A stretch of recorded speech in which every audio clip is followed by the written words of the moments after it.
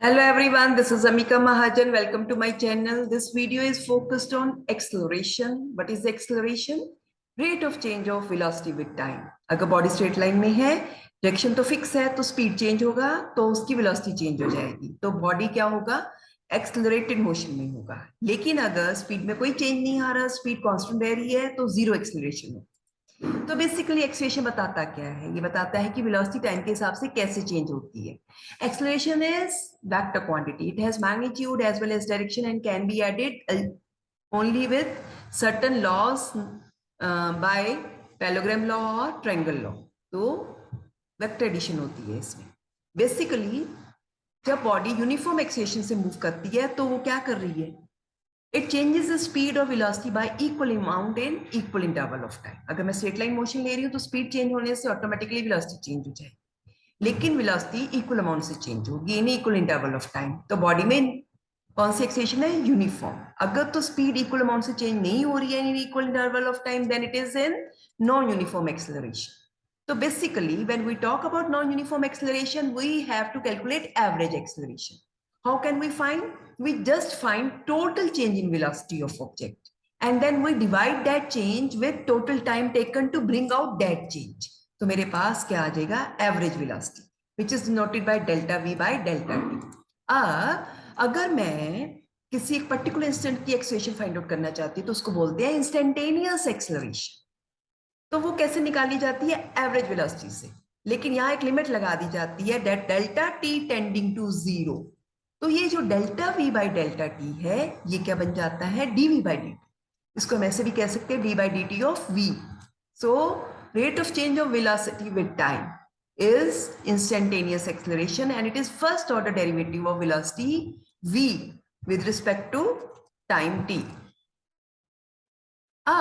एक क्वेश्चन है, x equal to 90 minus 3t square is the distance from origin and it is measured in meter, time in second. We have to find instantaneous speed after 1 second and we have to tell whether motion is uniform or not. Motion कब uniform होगी? अगर speed time के हिसाब से change नहीं करेगी। अब basically मेरे पास x गिवन है, तो मुझे इंस्टेंटेनियस स्पीड निकालनी है, तो मुझे इसका डेरिवेटिव लेना पड़ेगा विद रिस्पेक्ट टू टाइम। तो वो क्या होगा? Derivative of 90 minus derivative of 3t square.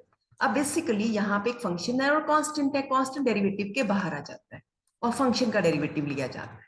तो यहाँ पे पहली टर्म में t का डेरिवेटिव, दूसरे में t स्क्वायर का डेरिवेटिव।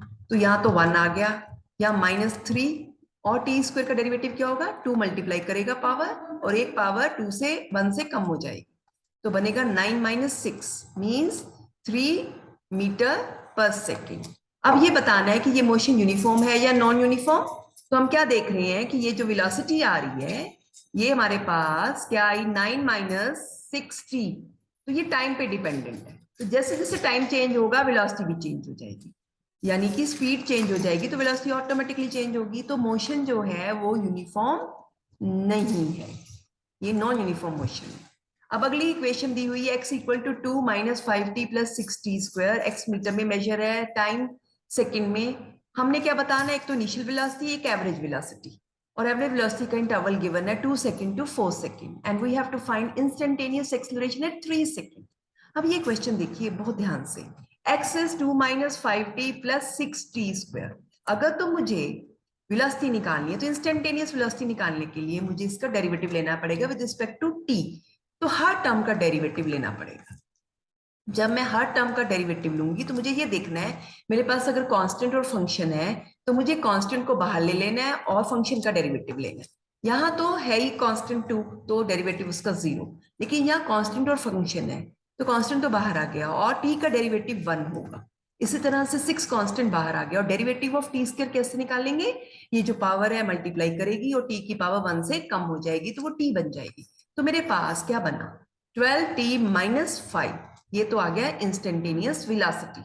लेकिन उसने पूछा है कि आपको सबसे पहले इनिशियल वेलोसिटी निकालनी है। इनिशियल वेलोसिटी मीन जब टाइम 0 है, तो उस वक्त अगर वेलोसिटी निकालनी है तो मुझे t को 0 पुट करना पड़ेगा।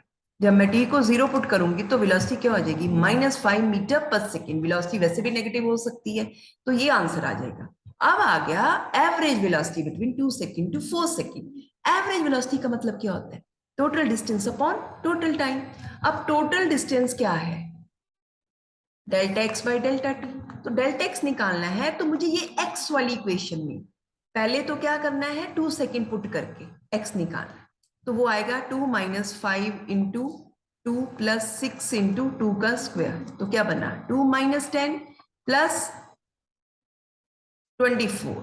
तो यहाँ पे ये तो बना -8, 24 में से 8 माइनस किया तो क्या बना 16।